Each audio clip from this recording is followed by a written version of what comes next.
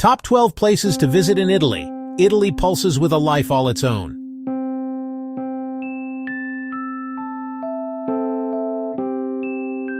And see it in the confident swagger of a Vespa weaving through ancient streets. This isn't just a country, it's an experience, a living museum, where every corner turned reveals another layer of history, art, and passion. So come along with me as we explore 12 incredible destinations.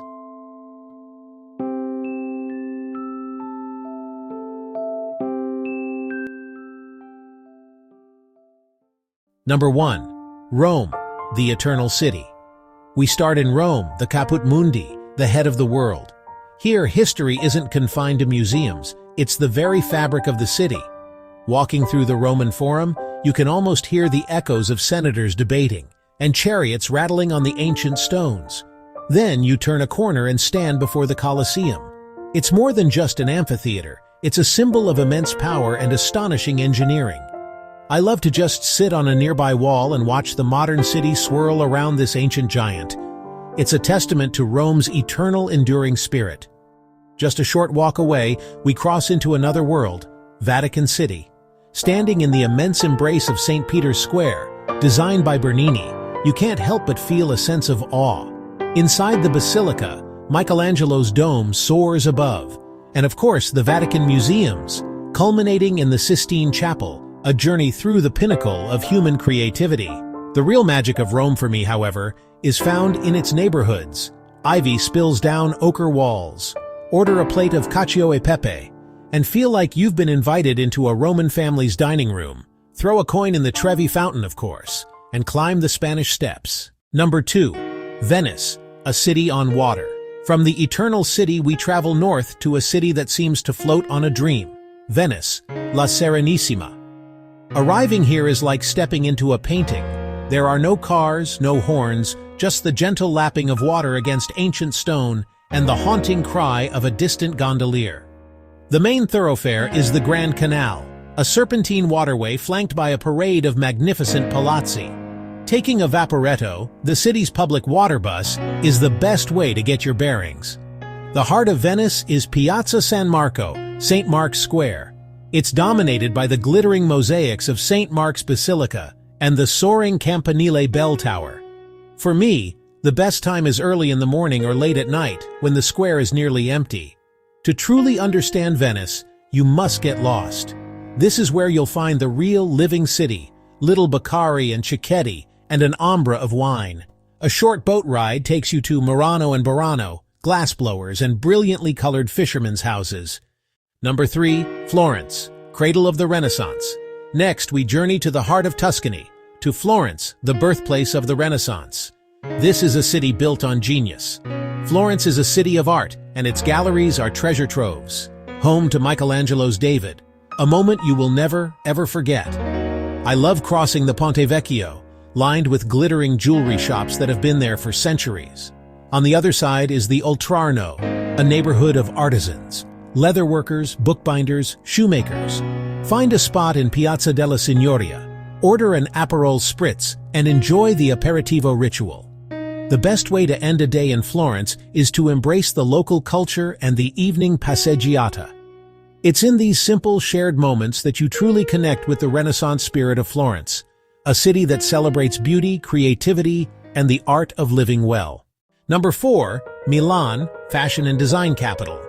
We take a high-speed train to a city with a completely different energy, Milan. This is Italy's engine, finance, fashion, design. The first stop is the magnificent Duomo di Milano.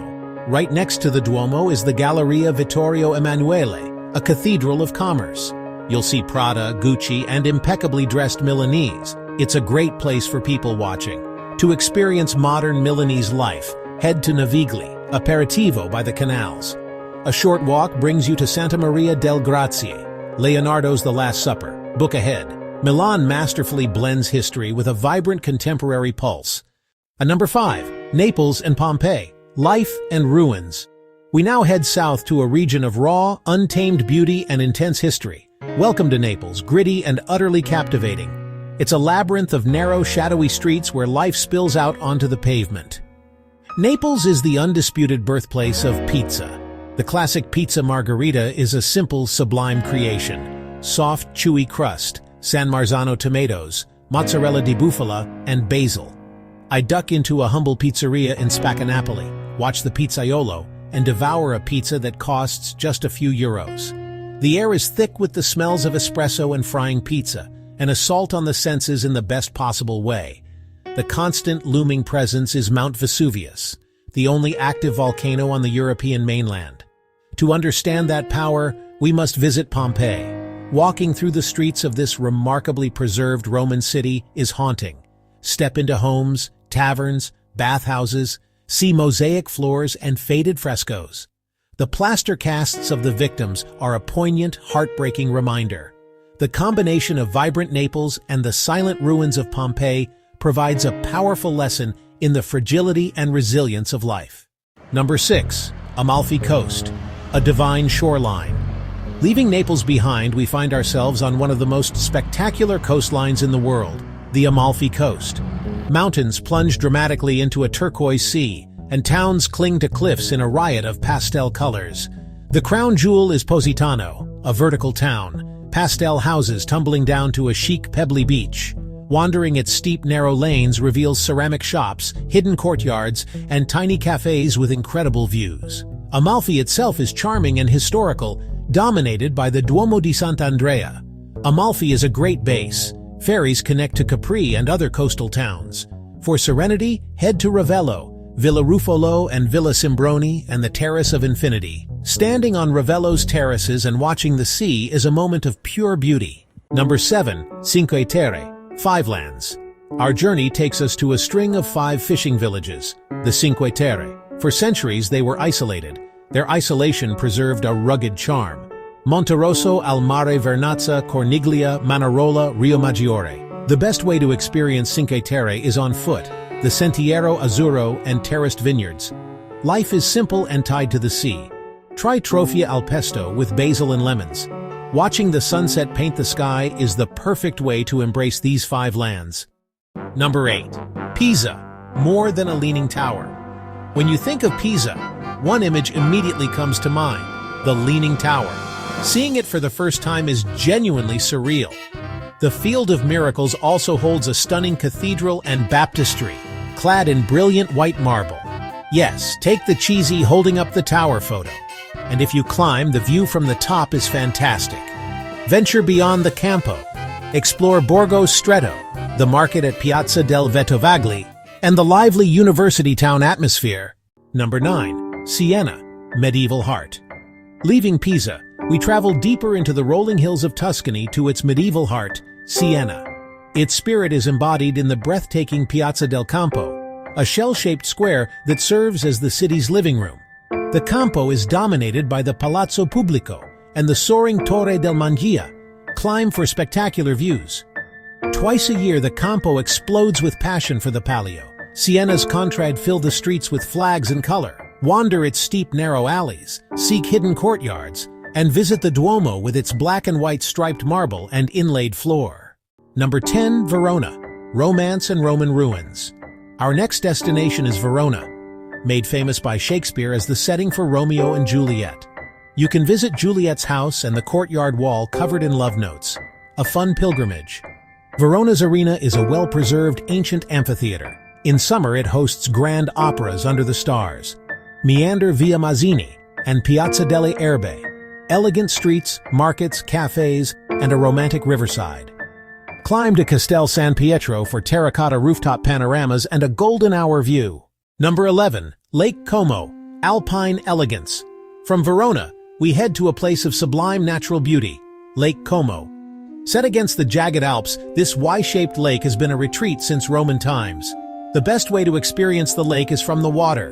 Bellagio, Varenna, Menaggio form the Golden Triangle. Varenna's Lover's Walk and Villa Monastero Gardens are peaceful escapes. Explore Villa Melzi Gardens and watch a romantic sunset.